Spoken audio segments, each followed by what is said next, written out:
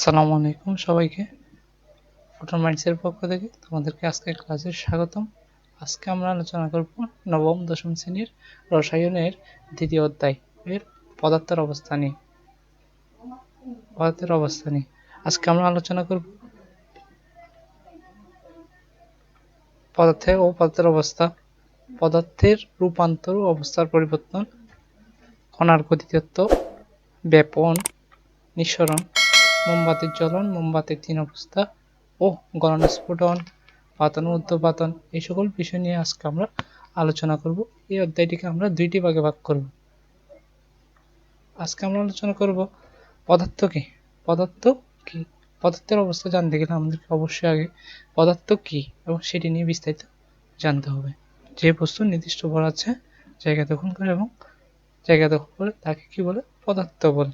যেমন আমরা দেখতে পাচ্ছি আপেলের নির্দিষ্ট ভর আছে এবং কি সেটি জায়গা দখল করে। তারপর দেখতে পাচ্ছি আমরা কয়েকটি বক্স, এগুলোর কি আছে? ভর আছে এবং জায়গা দখল করে। এরপর আমরা দেখতে পাচ্ছি পানিটির কি নির্দিষ্ট ভর আছে এবং পানিটি ওই পাত্রের মধ্যে ওইটুকু জায়গায় দখল করছে, তাই আমরা সেটাকেও কি বলতে পারবো? পদার্থ বলতে পারবো। এছাড়াও আমরা কিছু পাথরের কণা দেখতে পাচ্ছি যেগুলোর নির্দিষ্ট কি ভর আছে এবং কিছুটা হলো জায়গা দখল করছে, তাই আমরা সংজ্ঞায় শিখেছিলাম যে বস্তুর নির্দিষ্ট ভর আছে এবং জায়গা দখল করে তাকে কি বলে? পদার্থ বলে। এবার আমরা আলোচনা করব পদার্থের অবস্থা নিয়ে। কি নিয়ে? পদার্থের অবস্থা নিয়ে। পদার্থ কয়টি অবস্থায় থাকতে পারে? আমরা যে অবস্থাগুলো নিয়ে আলোচনা করব তা হলো কক্ষ তাপমাত্রায় কি, অর্থাৎ সাধারণ তাপমাত্রায় পরিবেশের সাপেক্ষে পদার্থগুলোর অবস্থা নিয়ে। পদার্থ কয় প্রকার? পদার্থ তিন প্রকার। 1 নম্বর কঠিন পদার্থ, 2 নম্বরে তরল পদার্থ এবং বায়বীয় পদার্থ। কঠিন পদার্থকে ইংরেজিতে কি বলা হয়? সলিড, আর তরল পদার্থকে লিকুইড বলা হয় এবং বায়বীয় পদার্থকে গ্যাস বলা হয়। কি বলা হয়? গ্যাস বলা হয়। এছাড়াও পদার্থের আরেকটি অবস্থা আছে, তা হলো প্লাজমা অবস্থা, যেটি নিয়ে আমরা পরবর্তীতে আলোচনা করব। এখন আমরা আলোচনা করব প্রথমে কঠিন পদার্থ নিয়ে। যেই বস্তুর নির্দিষ্ট ভর, নির্দিষ্ট আকার এবং নির্দিষ্ট আয়তন থাকে তাকে কি বলে? কঠিন পদার্থ বলে। কঠিন পদার্থের কণাগুলোর মধ্যে এক ধরনের আকর্ষণ বল থাকে। কঠিন পদার্থ বলতে না, সব পদার্থের মধ্যে কণাগুলোর মধ্যে এক ধরনের আকর্ষণ বল থাকে, যেটাকে আন্তঃকণা আকর্ষণ বল বলা হয়। তার মধ্যে কঠিন পদার্থের কণাগুলোর মধ্যে আন্তঃকণা আকর্ষণ বল সবচেয়ে বেশি। এই কারণে কঠিন পদার্থের কণাগুলো কি হয়? নির্দিষ্ট আকারে থাকে, নির্দিষ্ট অবস্থানে থাকে, ফলে কি হয়? নির্দিষ্ট আকার হয়। যেমন ধরো দেখো একটা কঠিন পদার্থের কণা, এইগুলো কণাগুলোর মধ্যে কি থাকে? এক ধরনের আকর্ষণ বল থাকে। আকর্ষণ বলের মান সবচেয়ে বেশি বিধায় এই কণাগুলো নিজেদের সবচেয়ে কাছাকাছি অবস্থান থাকে, ফলে এদের কি হয়? নির্দিষ্ট একটি আকার হয়। নির্দিষ্ট আকার হয়। তখন আকর্ষণ বল সবচেয়ে বেশি থাকলে এদের মধ্যে কি হয়? এদের নির্দিষ্ট একটি আকার থাকে। সব পদার্থের কণাগুলোর মধ্যে এক ধরনের আকর্ষণ বল থাকে, যেটিকে আন্তঃআকর্ষণ বল বলা হয়। আর আমরা এখনই দেখলাম কঠিন পদার্থের কণাগুলো যেহেতু খুবই কাছাকাছি অবস্থান করে, ফলে এদেরকে চাপ প্রয়োগ করলে এরা কি হয় না? সংকুচিত হয় না। এরা খুবই সামান্য পরিমাণে, অল্প পরিমাণে সংকুচিত হয়। এছাড়াও তাপমাত্রা বাড়ালে, অর্থাৎ কোনো পদার্থকে তাপ দিলে সেটি কি হয়? প্রসারিত হয়। কিন্তু কঠিন পদার্থের কণাগুলো খুবই কাছাকাছি থাকার কারণে তাদের আয়তন খুবই কম পরিমাণে বৃদ্ধি পায়। তাহলে আমরা বলতে পারি কঠিন পদার্থের কণাগুলোতে আন্তঃকণা আকর্ষণ সবচেয়ে বেশি বিধায় তারা চাপ প্রয়োগ করলে সংকুচিত হয় না, এবং তাপমাত্রা বাড়ালে কি হয় না? পদার্থের আয়তন খুবই কম পরিমাণে বৃদ্ধি পায়, সবচেয়ে বেশি পরিমাণে বৃদ্ধি পায় না। তাহলে বলা যায় কঠিন পদার্থের আন্তঃকণা আকর্ষণ বল সবচেয়ে বেশি, আর চাপ এবং তাপমাত্রার ফলে সংকুচিত না হওয়া, আয়তন খুব কম পরিমাণ বৃদ্ধি পাওয়া কারণ হচ্ছে কি? আন্তঃকণা আকর্ষণ বল। যেমন বিভিন্ন পাথর, লবণ, বালু প্রভৃতি। এরপর আমরা আলোচনা করব তরল পদার্থ নিয়ে। এর পূর্বেই শিখেছিলাম কঠিন পদার্থের নির্দিষ্ট ভর, নির্দিষ্ট আকার, নির্দিষ্ট আয়তন থাকে, কিন্তু তরল পদার্থের বেলায় নির্দিষ্ট ভর থাকে, নির্দিষ্ট আয়তন থাকে, কিন্তু নির্দিষ্ট আকার নেই। তাহলে বলা যায় যে পদার্থের নির্দিষ্ট ভর, নির্দিষ্ট আয়তন আছে, কিন্তু নির্দিষ্ট কি নেই, আকার নেই, তাকে আমরা কি বলি, তরল পদার্থ বলি। কি বলি, তরল পদার্থ বলি। আরেকটি বিষয় হচ্ছে তরল পদার্থকে তুমি যে পাত্রে রাখবা না কেন, তরল পদার্থ সেই পাত্রে আকার ধারণ করে। তুমি যদি একটি হাঁড়িতে রাখো, তরল পদার্থটি ওই পাত্রের আকার ধারণ করবে। যদি একটি গ্লাসে রাখো, তাহলে তরল পদার্থটি ওই গ্লাসের আকার ধারণ করবে। এবং তোমরা দেখতে পারবা যে তরল পদার্থের কণাগুলো মধ্যে আন্তঃআণবিক দূরত্বটা কঠিন পদার্থের চেয়ে বেশি। এই কারণে কি হয়, কণাগুলো একটু দূরে দূরে থাকে। দূরে দূরে থাকা মানে কি, আকর্ষণ কম হলে কি থাকবে, সে দূরে দূরে থাকবে। তাহলে কঠিন পদার্থের কণাগুলোর চেয়ে তরল পদার্থের কণাগুলোর মধ্যে কি আন্তঃকণা আকর্ষণ বল কম। তরল পদার্থের আন্তঃকণা আকর্ষণ বল কঠিন পদার্থের চেয়ে কম। ফলে এদের মধ্যে কি হবে, আন্তঃআণবিক দূরত্ব বেশি হবে। আন্তঃআণবিক দূরত্ব মানে এই কণাটা থেকে এই কণার দূরত্বটাই হচ্ছে কি আন্তঃআণবিক দূরত্ব। যে সকল পদার্থের মধ্যে আন্তঃআণবিক আকর্ষণ বল কম হবে, তাদের মধ্যে আন্তঃআণবিক আকর্ষণ দূরত্ব কি হবে, বেশি হবে। কম হলে দূরত্ব বেশি, বেশি হলে দূরত্ব কি হবে, কম। তাহলে কঠিন পদার্থের আন্তঃআণবিক দূরত্ব বেশি হবে না তরল পদার্থের কণাগুলোর মধ্যে আন্তঃআণবিক দূরত্ব বেশি? নিশ্চয় তরল পদার্থের কণাগুলোর মধ্যে আন্তঃআণবিক দূরত্ব বেশি হবে। কি হবে, বেশি হবে। এবং তরল পদার্থকে চাপ প্রয়োগ করলে, তরল পদার্থকে কি করলে, চাপ প্রয়োগ করলে, তরল পদার্থকে কি চাপ প্রয়োগ করলে, তরল পদার্থকে কি করলে, চাপ প্রয়োগ করলে এদের আয়তন হ্রাস পায় না। আয়তন হ্রাস পায় না। কি, আয়তন হ্রাস পায় না। আয়তন হ্রাস না পাওয়ার কারণে পদার্থগুলো কি এদিক এদিক বেড়ে যাবে, এদিক এদিক কি হয়ে যাবে, ছড়া যাবে। সেই কারণে ওদের কি হয় না, আয়তন হ্রাস পায় না। তাপ দিলে তরল পদার্থের আয়তন বৃদ্ধি পায়। এই আয়তন বৃদ্ধির পরিমাণটা হচ্ছে কঠিন পদার্থের চেয়ে বেশি, কারণ এদের মধ্যে আন্তঃআণবিক আকর্ষণ বল কম। আন্তঃআণবিক আকর্ষণ বল যত কম হবে, তাপমাত্রা বাড়ালে ততই তার আয়তন কি হবে, বৃদ্ধি পাবে।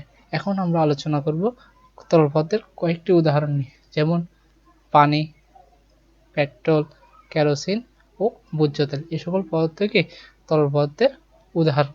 এরপর কি, গ্যাসীয় ও বায়বীয়। যে সকল পদার্থের নির্দিষ্ট ভর কিন্তু নির্দিষ্ট আকার ও আয়তন নেই, তাদেরকে কি বলবো, গ্যাসীয় পদার্থ বলবো। গ্যাসীয় পদার্থের মধ্যে আন্তঃআণবিক আকর্ষণ বল নেই চললে বলে, আন্তঃআণবিক আকর্ষণ বল নাই চললে বলে, তারা একটি কণা আরেকটি থেকে খুবই দূরে দূরে অবস্থান করে। একটি কণা আরেকটি থেকে কি খুবই দূরে দূরে অবস্থান করে। একটি এখানে থাকলে আরেকটি এখানে থাকবে, একটি এখানে থাকবে, এখানে থাকবে। মানে কি, আন্তঃআণবিক আকর্ষণ বল না থাকায় তারা একটি কণা আরেকটি কণা থেকে খুবই দূরে দূরে অবস্থান করবে। তাহলে এদের মধ্যে আন্তঃআণবিক দূরত্বটা কি হবে, বেশি হবে। যেহেতু দূরে থাকে, দূরত্ব বেশি। এবং প্রধান কারণ হচ্ছে এদের আন্তঃআণবিক আকর্ষণ বল কম। এবং সেম তরল পদার্থের মতো এরও কি, যে পাত্রে রাখবো, তরল পদার্থ নির্দিষ্ট আকার ধারণ করে। এই সকল পদার্থ, গ্যাসীয় পদার্থগুলো যেই পাত্র রাখবো না কেন, সেটা কি পুরো পাত্রের আয়তন ধারণ করে নেবে। যেমন আমি যদি 10 কেজি গ্যাসকে 10 কেজি বোতলে রাখি, সেটিও কি করবে, পুরো বোতলের আয়তন দখল করে ফেলবে। যদি 10 কেজি গ্যাসকে 100 কেজি গ্যাসের বোতলের মধ্যে রাখা হয়, তবুও তারা কি করবে, ওই 100 কেজি গ্যাসের বোতলটাকে কি পুরো আয়তন দখল করে রাখবে, পুরো আয়তন দখল করে রাখবে। এবং যেহেতু এদের মধ্যে আন্তঃআণবিক আকর্ষণ বল কম, এদেরকে সামান্য চাপ প্রয়োগ করলেও এরা কি হয়ে যায়, আয়তন কমে যায়। আয়তন কমে যাওয়া মানে সংকুচিত হয়ে যাওয়া। এবং অবশ্যই যেহেতু আন্তঃআণবিক আকর্ষণ বল কম এবং আন্তঃআণবিক দূরত্ব বেশি, তাহলে এদেরকে সামান্য মাত্র তাপ প্রয়োগ করলেও এরা আয়তন বেড়ে যাবে, অর্থাৎ বেশি পরিমাণ জায়গা দখল করবে। আয়তন এরা কি হবে, বেশি পরিমাণ জায়গা দখল করবে। যেমন আর গ্যাসীয় পদার্থের উদাহরণ হচ্ছে কি, নাইট্রোজেন, হাইড্রোজেন, অক্সিজেন ও কার্বন ডাইঅক্সাইড, অক্সিজেন ও কার্বন ডাইঅক্সাইড। এবং আমাদেরকে যখন আমরা এখন উচ্চ শ্রেণীতে পড়ালেখা করছি, অবশ্যই আমাদেরকে এদের সংকেত সম্পর্কে জেনে নিতে হবে। যেমন নাইট্রোজেনকে কি দ্বারা প্রকাশ করা হয়, নাইট্রোজেনকে N2 দ্বারা প্রকাশ করা হয়, নাইট্রোজেনকে N2 দ্বারা প্রকাশ করা হয়, হাইড্রোজেনকে H2 দ্বারা প্রকাশ করা হয়, অক্সিজেনকে O2 দ্বারা প্রকাশ করা হয়, কার্বন ডাইঅক্সাইডকে CO2 দিয়ে। তাহলে আমরা এখন পরবর্তী টপিকে যাই। এরপর আমরা আলোচনা করব পদার্থের রূপান্তর বা পদার্থের অবস্থার পরিবর্তন নিয়ে। সাধারণত একটি পদার্থ 3টি ভিন্ন অবস্থায় থাকতে পারে। যেমন বরফ, পানি যদি কঠিন অবস্থায় থাকে তখন তাকে বলা হয় বরফ।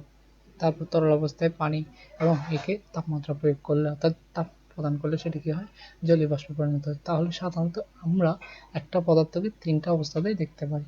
সাধারণ তাপমাত্রায় কিন্তু পানি কি তরল, তাকে যদি ঠান্ডা করি অর্থাৎ তাপমাত্রা কমাই ফেলি তাহলে সেটি কি হয়ে যায়, বরফে পরিণত হয়, তো তাকে কি অবস্থা বলে, কঠিন অবস্থা বলে। এছাড়াও যখন আমরা বরফকে তাপ দিই, বরফকে কি দিই, তাপ দিই, তখন সেটা কি হয়ে যায়, পানিতে পরিণত হয়। এই যে পানিতে পরিণত, সামান্য 0°C থেকে তুমি 1°C গেলে বরফ তরলে পরিণত হয়ে যাবে। এখন যখন আমরা পানিকে তাপ দিতে দিতে দিতে 100°C তাপমাত্রায় উঠে যাব, তখন পানিটা ফুটে কি হয়ে যাবে, বাষ্পে পরিণত হয়ে যাবে। তখন তাকে এই অবস্থা থেকে বাষ্পীয় অবস্থা অর্থাৎ গ্যাসীয় অবস্থা বলা হয়। বাষ্পকে আবার ঠান্ডা করলে তাকে যায় পানিতে পরিণত হয়ে যায় অর্থাৎ তরলে পরিণত হয়ে যায়। আবার যদি তাকে ঠান্ডা করে 0°C নিয়ে যায়, তখন সেটা কি হয়ে যাবে, বরফে পরিণত হয়ে যাবে। সেটা কি হয়ে যাবে, বরফে পরিণত। এরভাবে আমরা চাইলে সকল কঠিন পদার্থকে তাপ দিয়ে এবং তাপ কমিয়ে কঠিন, তরল এবং গ্যাসীয় অবস্থায় রূপান্তর করতে পারি। কমালে সেটি কি হয়ে যাবে, কঠিনে নেমে যাবে। পানি যেমন, পানির তাপমাত্রা কমিয়ে দিলে কঠিনে, এবং তাপমাত্রা বাড়াই দিলে সেটা কোথায় যাবে, গ্যাসীয় পদার্থে পরিণত হবে, গ্যাসীয় পদার্থে পরিণত হবে। অর্থাৎ যেই তাপমাত্রায় কোনো পদার্থ কঠিন অবস্থা থেকে তরলে পরিণত হয়, তাকে সেই পদার্থের গলনাঙ্ক অথবা মেল্টিং পয়েন্ট বলা হয়। যেই তাপমাত্রায় কোনো পদার্থ কঠিন অবস্থা হতে তরলে পরিণত হয়, তাকে সেই পদার্থের গলনাঙ্ক অথবা মেল্টিং পয়েন্ট বলা হয়। যেমন যে তাপমাত্রায় কোনো তরল পদার্থ ফুটতে থাকে, তাকে সেই পদার্থের স্ফুটনাঙ্ক বা বয়লিং পয়েন্ট বলা হয়। আবারও বলি, যে তাপমাত্রায় কোনো তরল পদার্থ ফুটতে থাকে, তাকে সেই পদার্থের স্ফুটনাঙ্ক বলে। যে সকল পদার্থকে উত্তপ্ত করলে সরাসরি বাষ্পে পরিণত হয়ে যায়, তাদেরকে কি বলে, উদ্যোপাতন বলে। তাকে কি বলে, উদ্যোপাতন বলে। যেমন আয়োডিন এবং ন্যাপথলিন, প্রকৃতিতে এমন এমন কিছু পদার্থ পাওয়া যায় যে সকল পদার্থ কঠিন অবস্থায় থাকে, কিন্তু তাদেরকে তাপমাত্রা প্রয়োগ করলে তারা কি হয়ে যায়, সরাসরি বাষ্পে পরিণত হয়ে যায়। তাদেরকে উদ্যোপাতিত পদার্থ বলা হয়। তাদেরকে কি বলা হয়, উদ্যোপাতিত বলা হয়। যেমন আয়োডিন ও ন্যাপথলিন। স্ফুটনাঙ্ক বাইরের চাপের উপর নির্ভরশীল। এটা তারা কি বোঝে, এর মানে পরিবেশের তাপমাত্রা, পরিবেশের চাপ, বায়ুর চাপ এর উপর নির্ভরশীল। সাধারণত আমরা খোলা পাত্রে স্ফুটনাঙ্ক মাপি। কোথায় মাপি, খোলা পাত্রে স্ফুটনাঙ্ক মাপি। তখন তরলের উপর বায়ুর চাপ 1 atm অথবা 1 atmosphere থাকে। কি থাকে, 1 atm অথবা 1 atmosphere থাকে। এটিএম হচ্ছে বায়ুর চাপ পরিমাপের একক, বায়ুর চাপ পরিমাপের একক। সাধারণত বাষ্পকে ঠান্ডা করলে সেটি তরল হয়ে যায়, অর্থাৎ গ্যাসীয় পদার্থকে ঠান্ডা করলে সেটা তরল, এবং তরলকে ঠান্ডা করলে সেটা কি হয়ে যায়, কঠিন অবস্থায় পরিণত হয়। তরলকে ঠান্ডা করলে সেটা কি হয়ে যায়, কঠিন পদার্থের সৃষ্টি করে। যেমন পানিকে ঠান্ডা করলে কি হয়ে যায়, কঠিন হয়ে যায়। আবার বাষ্পকে ঠান্ডা করলে কি হয়ে যায়, তরলে পরিণত হয়। অর্থাৎ তার মানে যদি আমরা পানির বাষ্পকে ঠান্ডা করি, তখন সেটা কিসে পরিণত হবে, তরল পদার্থ অর্থাৎ পানিতে পরিণত হবে। কঠিন পদার্থকে তাপ দিলে, কি দিলে, তাপ দিলে সেটা কোথায় যাবে, তরলে যাবে। কি যাবে, তরলে। আবার তরলকে যদি তাপ প্রয়োগ করি, তরলকে যদি তাপমাত্রা প্রদান করি অথবা তাপ দিই, সেটা কি হয়ে যাবে, গ্যাসীয় পদার্থে পরিণত হয়ে যাবে। কি হয়ে যাবে, গ্যাসীয় পদার্থে পরিণত হবে। এর উল্টা, এই চিহ্নটি দ্বারা উল্টা কাজকে বোঝানো হয়েছে। মানে গ্যাসীয় পদার্থ থেকে যদি তাপমাত্রা কমিয়ে ফেলি অর্থাৎ শীতলীকরণের মাধ্যমে গ্যাসীয় পদার্থকে তরলে পরিণত করা যায়। কিসে পরিণত করা যায়, তরলে পরিণত করা যায়। তরল পদার্থের তাপমাত্রা আরো কমিয়ে, অর্থাৎ শীতলীকরণের মাধ্যমে তরল পদার্থকে আমরা কোথায় নিয়ে আসতে পারি, কঠিন পদার্থে নিয়ে আসতে পারি। কোথায় নিয়ে আসতে পারি, কঠিন পদার্থে নিয়ে আসতে পারি। এবার আমরা আলোচনা করব কণার গতিতত্ত্ব নিয়ে। কি নিয়ে, কণার গতিতত্ত্ব নিয়ে, অর্থাৎ কাইনেটিক থিওরি অফ পার্টিকেলস। আমরা জানি সকল পদার্থ কি দিয়ে তৈরি, ক্ষুদ্র ক্ষুদ্র কণা দিয়ে তৈরি। কণাগুলোর মধ্যে কি থাকে, আন্তঃনাবিক আকর্ষণ শক্তি থাকে। কি থাকে, আন্তঃকণা আকর্ষণ শক্তি থাকে। ফলে কি, এবং এদের কি আছে, গতিশক্তি আছে। আন্তঃকণা আকর্ষণ শক্তি, কণাগুলো গতিশক্তি দিয়ে পদার্থের কঠিন, তরল ও গ্যাসীয় অবস্থা ব্যাখ্যা করার তত্ত্বকে কণার গতিতত্ত্ব বলে। যখন আন্তঃনাবিক আকর্ষণ বল বেশি থাকবে, তখন তাদের মধ্যে কি হয়ে যাবে, দূরত্বটা কম হয়ে যাবে। অর্থাৎ আকর্ষণ বল যখন বেশি থাকে, তখন কি যে দূরত্ব কম হয়, এবং দূরত্ব কম হওয়ার কারণে তারা কি, খুবই কম গতিশক্তি লাভ করে, নিজেদের অবস্থান থেকে নড়তে পারে না। এই অবস্থায় হচ্ছে কি পদার্থের কঠিন অবস্থা। এই অবস্থাটাই হচ্ছে কি পদার্থের কঠিন অবস্থা। এই সকল পদার্থকে যদি আমরা তাপ দেই, কণাগুলো কি করবে, তাপশক্তি গ্রহণ করে, তাপশক্তি গ্রহণ করার ফলে কণাগুলো কি হবে, গতিশক্তি লাভ করবে। অর্থাৎ আগের চেয়ে কিছুটা কি হবে, গতিশক্তি লাভ করবে। গতিশক্তি লাভ করলে কি, তারা একজন আরেকজন থেকে দূরে সরে যেতে থাকবে, একজন আরেকজন থেকে কি হতে থাকবে, দূরে সরে যেতে থাকবে। তাদের আন্তঃআণবিক আকর্ষণ বল অর্থাৎ আন্তঃআণবিক আকর্ষণ শক্তিটা কি হয়ে যাবে, কমে যাবে। কি হবে, কমে যাবে। তখন পদার্থের এই অবস্থাকে তরল অবস্থা বলে। তখন কি বলে, তরল অবস্থা বলে। এরপর যদি কণাগুলোকে আমরা আরো তাপ দিই, কণাগুলোকে কি দিই, আরো তাপ দিই, কণাগুলো আরো গতিশক্তি তাপ শক্তি গ্রহণ করে গতিশক্তি লাভ করবে। গতিশক্তি লাভ করার কারণে একজন আরেকজন থেকে কি হবে, আরো দূরে সরে যেতে থাকবে, একজন আরেকজন থেকে কি আরো দূরে সরে যেতে থাকবে, অর্থাৎ বিক্ষিপ্তভাবে ছোটাছুটি করবে, বিক্ষিপ্তভাবে ছোটাছুটি করবে। তখন তাদের কি আন্তঃআণবিক আকর্ষণ বল একদম কমে যায়, প্রায় নেই বললে চলে, প্রায় নেই বললে চলে। অর্থাৎ আন্তঃআণবিক শক্তি থেকে প্রায় মুক্ত হয়ে বিক্ষিপ্তভাবে ছুটতে থাকে। আন্তঃআণবিক আকর্ষণ বল প্রায় থাকে না, বিক্ষিপ্তভাবে, তাই তারা কি হয়ে যায়, মুক্ত হয়ে বিক্ষিপ্তভাবে ছুটতে থাকে। এই অবস্থাকে বলা হয় গ্যাসীয় অবস্থা। এই অবস্থাকে কি বলা হয়, গ্যাসীয় অবস্থা। গ্যাসীয় অবস্থায় পদার্থের আর কোনো নির্দিষ্ট আয়তন থাকে না। আন্তঃআণবিক আকর্ষণ বল না থাকার কারণে, তাদের আন্তঃআণবিক আকর্ষণ বল প্রায় নাই, সেই জন্য কি হয়ে যায়, গ্যাসীয় অবস্থায় নির্দিষ্ট কোনো আয়তন থাকে না। তাকে যে পাত্রে রাখা হবে সেই কণাগুলো সেই আয়তনের পাত্রে ছোটাছুটি করতে থাকবে, সেই আয়তনের পাত্রে কি হবে, ছোটাছুটি করতে থাকবে। গ্যাসীয় অবস্থায় পৌঁছানোর পর যদি আরো তাপ দেওয়া হয়, তখন কণাগুলো আরো জোরে ছুটতে থাকবে, অর্থাৎ গতিশক্তি আরো বেড়ে যাবে। তো এখন যদি আমরা আরো তাপ দিই, পদার্থগুলো কি হবে, কণাগুলো তাপশক্তি গ্রহণ করবে। তাপশক্তি গ্রহণ করলে কি হবে, তাদের গতিশক্তি খুব বৃদ্ধি পাবে। তাদের কি গতিশক্তি বৃদ্ধি পেলে একজন আরেকজন থেকে কি হয়, দূরে সরে যেতে থাকবে, অর্থাৎ বিক্ষিপ্তভাবে ছোটাছুটি করতে থাকবে। তখন আন্তঃআণবিক আকর্ষণ বল একেবারে নেই হয়ে যাবে, একেবারে নেই হয়ে যাবে। এই আন্তঃআণবিক আকর্ষণ শক্তি ও গতিশক্তি দ্বারা পদার্থের কঠিন, তরল ও গ্যাসীয় অবস্থা ব্যাখ্যা করার তত্ত্বকে কি বলে, কণার গতিতত্ত্ব বলে। কণার গতিতত্ত্ব বলে। এই দেখো, কঠিন পদার্থের কণাগুলো একজন আরেকজনের সাথে কি খুব কাছাকাছি অবস্থান করছে। এই কণাগুলো একজন আরেকজন থেকে দূরে দূরে অবস্থান করছে, দূরে দূরে অবস্থান করছে। এই অবস্থাটাকে বলা পদার্থের তরল অবস্থা। এরপর তরল পদার্থ থেকে যদি আমরা আরো তাপমাত্রা দিই, অর্থাৎ তাপ প্রয়োগ করি, পদার্থের কণাগুলো দেখো তো এখন কি একজন আরেকজন থেকে দূরে দূরে চলে যাচ্ছে না। তাই আমরা বলতে পারি আন্তঃআণবিক আকর্ষণ বল কমে যাচ্ছে। আন্তঃআণবিক আকর্ষণ বল কমে গেলে পদার্থ কি হয়, কিছুটা গতিশক্তি প্রাপ্ত হয়। একজন আরেকজন থেকে কণাগুলো একটি আরেকটি থেকে দূরে দূরে অবস্থান করে এবং তাদের কি থাকে, গতিশক্তি থাকে। এই অবস্থাকে তাহলে আমরা কি বলতে পারি, গ্যাসীয় অবস্থা বলতে পারি। কি অবস্থা বলতে পারি, গ্যাসীয় অবস্থা বলতে। এই কণাগুলোর আন্তঃআণবিক আকর্ষণ বল এবং গতিশক্তি দিয়ে পদার্থের অবস্থা, এই পদার্থের অবস্থা ব্যাখ্যা করার তত্ত্বকে কি বলে, কণার গতিতত্ত্ব বলে। আজ এতটুকুই। পরবর্তী পর্ব দেখার জন্য আমন্ত্রণ জানিয়ে আজকের ভিডিওটি এখানে শেষ করছি।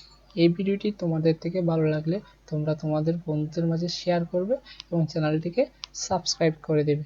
আসসালামু আলাইকুম।